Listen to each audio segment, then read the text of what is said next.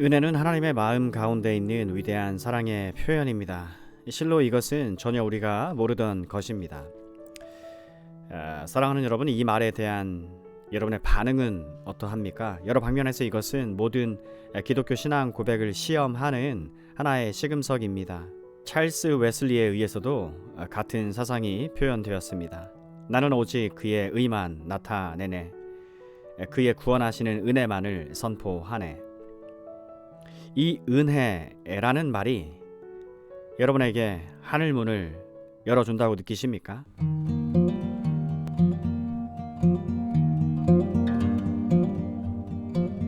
이건 참으로 그리스도인이 되었다는 것을 의미하는 바입니다. 우리는 역시 사도가 그의 은혜라고 한 말을 주목해야 합니다. 우리는 그의 은혜로 값없이 의롭다 하심을 얻었느니라. 이 말은 물론 하나님 아버지의 관해 언급하는 겁니다. 우리를 의롭다고 선언하시는 분은 하나님 자신입니다. 구원의 모든 방법에서 나타낸 바 된 것은 하나님의 의입니다. 이것이 복음을 인간의 이해나 지각을 초월하는 것으로 만든 것입니다. 복음을 주신 분은 오직 하나님 자신입니다. 우리는 바로 하나님께 도전했고 불순종했습니다. 주먹을 들어서 그분에게 대해 반역했습니다. 죄를 지었던 겁니다. 우리를 그분과 화해시킨 것은 그분의 은혜입니다. 그리고 이것은 분명하고 명백하게 구원에 대한 유일한 방편입니다. 우리가 이제까지 구원의 길에 대한 진술을 살펴보았고 이것이 어떻게 우리에게 실제적으로 미치는가를 알아보았기 때문에 이제 우리는 여기에서 취급하고 있는 세 번째의 커다란 문제를 고려해 보아야 하겠습니다. 즉 무엇이 모든 것을 가능하게 합니까? 경외심을 가지고 우리는 질문을 던집니다. 어떠한 것을 기반으로 해서 하나님은 이 일을 행하시는가? 사도는 말미암아라는 말로서 즉각적이고 직접적인 답변을 합니다. 그리스도 예수 안에 있는 구속으로 말미암아. 이 말은 가장 중대한 말입니다.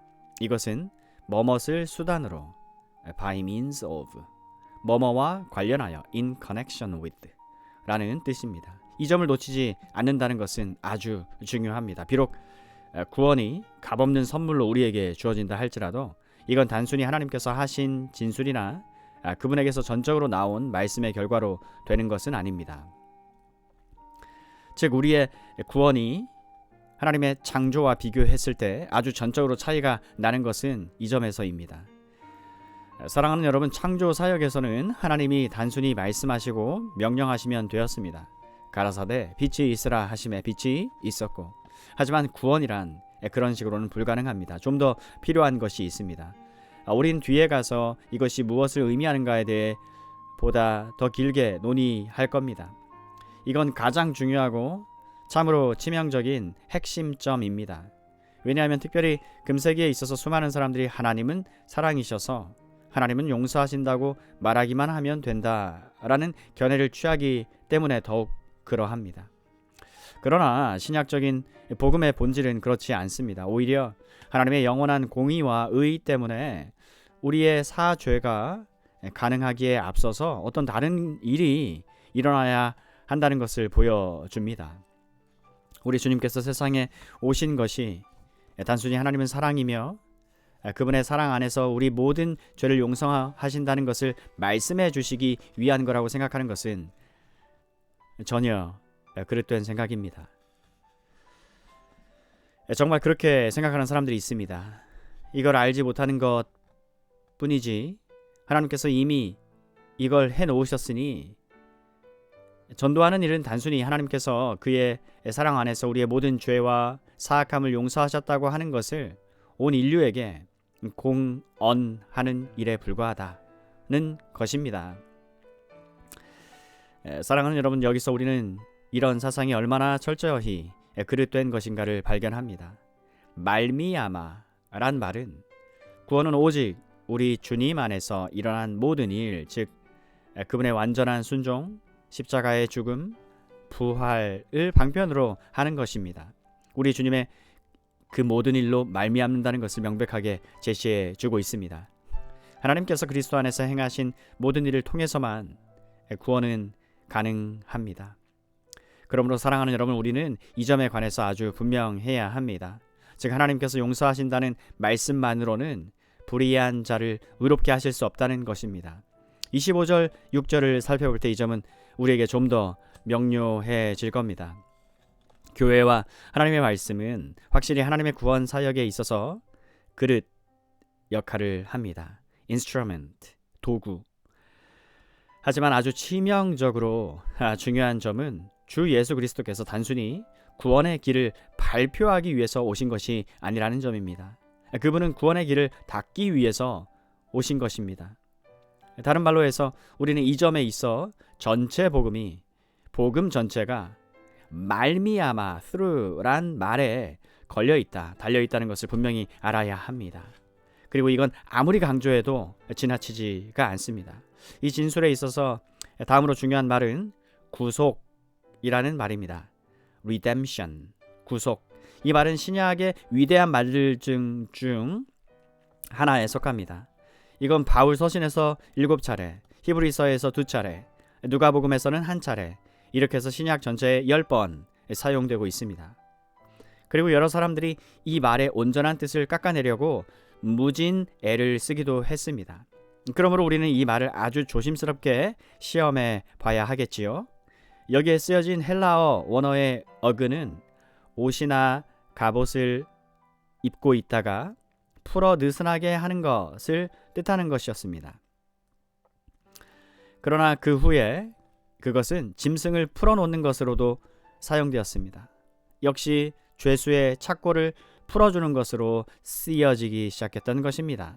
이후로 계속 이 말은 속전을 받고 죄수나 노예의 사슬을 풀어준다든지 해방시키는 것을 뜻하여서 사용되었습니다. 고대 헬라어 문법에서 보면 이것은 언제나 이런 의미로 사용되고 있습니다. 구약에서도 이 말과 맞먹는 말이 그런 뜻이라는 걸 발견하실 겁니다. 예를 들어 민수기 18장 15절에 여호와께서 드리는 모든 생물에 처음 나는 것은, 여호와께 드리는 모든 생물에 처음 나는 것은 사람이나 짐승이나 다 네 것이로되 사람의 처음 난 것도 반드시 대속할 것이요 부정한 짐승의 처음 난 것도 반드시 대속할 것이며로 되어 있습니다. redeemed. 그런데 때때로 이 헬라어 원어는 사다, 구입하다, buy, purchase. 예를 들어 밭이나 양식을 사다, 구입하다라는 의미로 사용하게 되었습니다. 이제 이들 두 가지 의미를 종합하면 이 말은 속전, ransom price를 지불하고 해방하는 권리를 사는 것, release, 정의될 수 있습니다. 구속이란 속전 내지 속량의 의미로 사용되고 있습니다. 그리고 이 속전, 지불, 대체 사상은 지난 세기 동안에 많은 사람들이 단지 석방의 개념으로만 바꾸려 애를 썼던 바로 그 사상입니다. deliverance, 석방. 그렇다 할지라도 지금쯤은 학자들이 이 말의 의미에 관해 제가 제시했던 것을 동조하게 되었다고 말할 수 있습니다. 그 학자들이 전부 다 복음적이지는 못했습니다. 예를 들어 제임스 모펫. 아무도 복음적인 문제를 가지고는 그에게 도전하지 않는 제임스 모펫은 24절을 이렇게 번역하고 있습니다. 그리스도 예수 안에 있는 대속으로 말미암아 그의 은혜로 대가 없이 의롭다 하심을 얻은 자가 되었느니라. 바울이 여기서 사용한 헬라어 단어는 벗어나 라는 뜻을 가진 말이 접두되어 있습니다. 그러므로 속전을 주고 벗어나, ransomed away라고 번역할 수 있습니다. 속전을 주고 벗어나. 저는 이 말이 해방시키다 라는 뜻이 있다고 해서 반대하지는 않습니다. 그런 뜻이 있기 때문입니다. 요는 이 말이 그것만을 뜻하지는 않고 훨씬 더 강하고 힘있는 말이라는 것입니다. 이 구속이란 말이 redemption, 더욱더 넓은 의미로 쓰여졌다는 것입니다. 만일 속전을 치름으로 말미암아 우리가 어떤 것에서 벗어나는 것이 필요하다면 이 말은 무엇입니까? 성경적 답변은 노예와 포로로부터 해방되어 나온다 입니다. 죄의 결과로 인간은 하나님 앞에서 심판을 당하게 되는 것뿐 아니고 역시 죄와 마귀의 노예가 되었던 것입니다.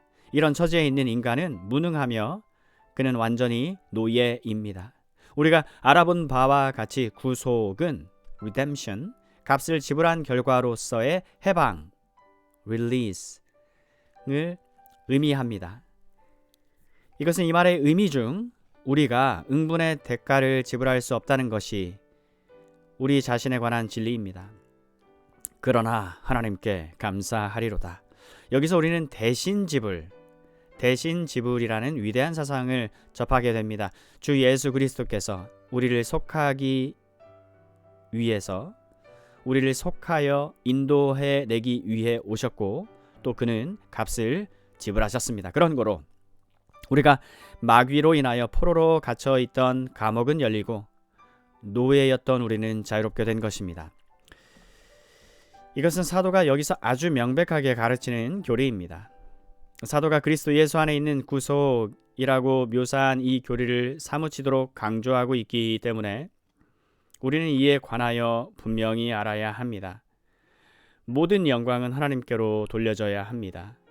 자기의 공로로 우리를 사시고 자유롭게 하신 분은 예수 그리스도이십니다. 우리는 용서함 받았고 오직 예수 그리스도에 의해서 사단의 능력으로부터 건짐 받은 것입니다. 그래서 우리는 한 번 더 21절에 그러나 이제는 but now 라는 표현이 내포한 모든 의미를 살펴보기로 하겠습니다. 주 예수 그리스도의 오심으로 인하여 모든 분기점이 이루어졌습니다. 즉 그것은 그의 율법에 대한 완전한 순종, 그의 속전의 값을 지불하신 것입니다. 그분의 율법에 대한 완전한 순종, 그분의 속전의 값을 지불하심, 구속을 가능케 한 것은 그분 주님이십니다. 이것은 말미암아 through란 말을 제가 일찍이 그토록 강조했던 이유입니다. 주 예수 그리스도는 하나님의 사랑을 말해주기 위해서만 오신 게 아닙니다.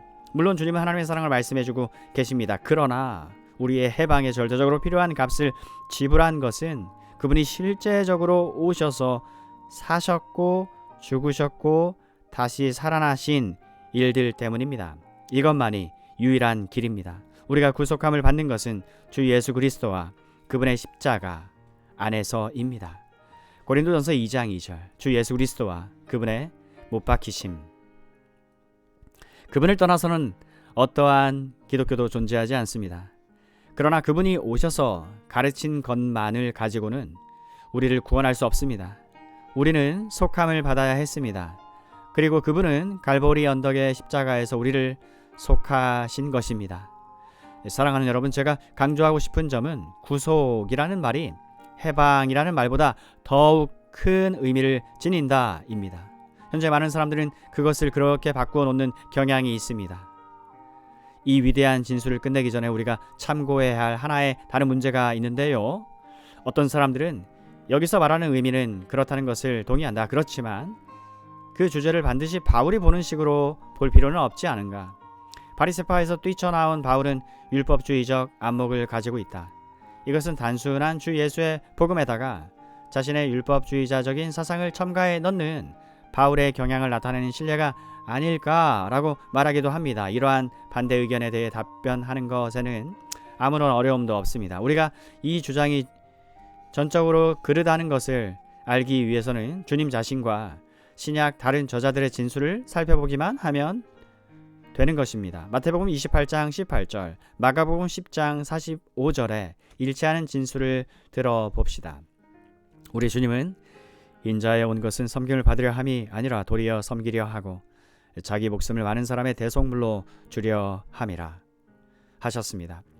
이곳에서 접두사 없이 사용한 동일한 헬라어 어휘를 보게 될 겁니다. 매 경우마다 그것은 대속물로 번역됩니다. 대속물.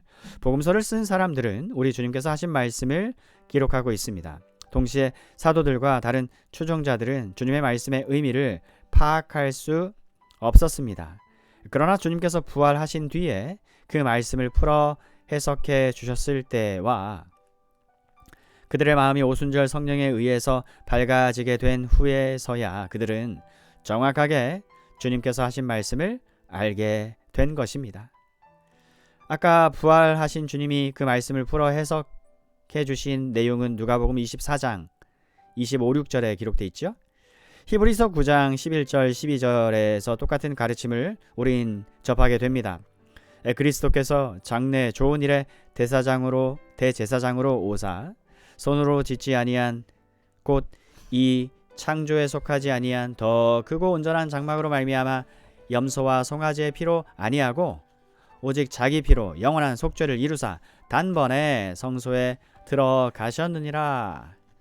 그리고 다시 베드로전서 1장 18절 19절에 보면 너희가 알거니와 너희 조상의 유전한 망령된 행실에서 구속된 것은 은이나 금같이 없어질 것으로 한 것이 아니요 오직 흠없고 점없는 어린 양 같은 그리스도의 보배로운 피로 한 것이라. 계속해서 그는 창세 전부터 미리 알리신 바 된 자나, 여기서 그는 주 예수 그리스도시죠. 이 말세에 너희를 위하여 나타내신 바 되었으니 라고 되어 있습니다. 이 모든 경우에서 사용된 말은 정확히 같은 말입니다. 그러므로 이걸 단지 바울식 사상이라고 말하는 것은 전혀 근거 없는 일입니다. 이것은 모든 사도들에게 보편적인 가르침에 속하는 것입니다. 그리고 초대교회 그리스도인들이 믿었던 바였습니다. 이 위대한 구절의 의미를 명백히 하는 것보다 우리들에게 더 중요한 것은 없습니다. 사랑하는 여러분, 당신은 이 점을 명백히 알고 있습니까? 우리는 이것이 어떤 사람이든지 구원받을 수 있는 유일한 길이라는 것을 압니까? 또 당신 스스로 그리스도 예수 안에서 당신을 위해 모든 것이 이루어졌다는 것을 아십니까? 여러분은 구원이란 하나님의 은혜로 값없이 얻는 것이라는 걸 아십니까? 우리가 이 점에 대해서 명백하지 않으면 사도 바울이 너희가 그 은혜를 인하여 믿음으로 말미암아 구원을 얻었나니 이것이 너희에게서 난 것이 아니요 하나님의 선물이라 에베소 2장 8절이라고 하신 말씀 가운데 진술한 기독교 복음의 아주 중요한 진술을 놓치고 있는 겁니다.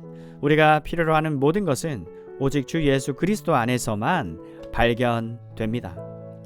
우리가 우리 자신을 바라볼 때 죄와 정죄감과 죄의 노예인 것밖에는 보이는 게 없습니다. 하지만 우리가 그분을 바라볼 때, 또 그분이 우리를 위해서 해놓으신 일을 알 때 비로소 우리는 하나님에 대한 우리의 화목과 죄와 사단의 속박에서 해방되는 데 필요한 모든 것이 이루어졌으며 하나님께 친히 연락되었다는 걸 알게 됩니다. 사랑하는 여러분, 그리스도인은 주님을 바라고 다음과 같이 말하는 사람입니다. 이 몸의 소망 무언가 우리 주 예수의 보혈과 그분의 의뿐일세. 또 달리 말하면 내 영혼아 주 앞에 엎드려서 찬양해 용서하고 구해주신 주를 찬양하여라. 영원하신 임금에게 내 영혼아 찬양하라. 바울은 빌립보서 3장 3절에서 우리에게 이렇게 말하고 있습니다. 하나님의 성령으로 봉사하며 그리스도 예수로 자랑하고 자기 육체를 신뢰하지 아니하는 우리가 곧 할례당이라. 고린도전서 1장 30절 31절로서 우리가 얼마나 아무것도 아니며 쓸모없는 자인가를 알 수 있습니다.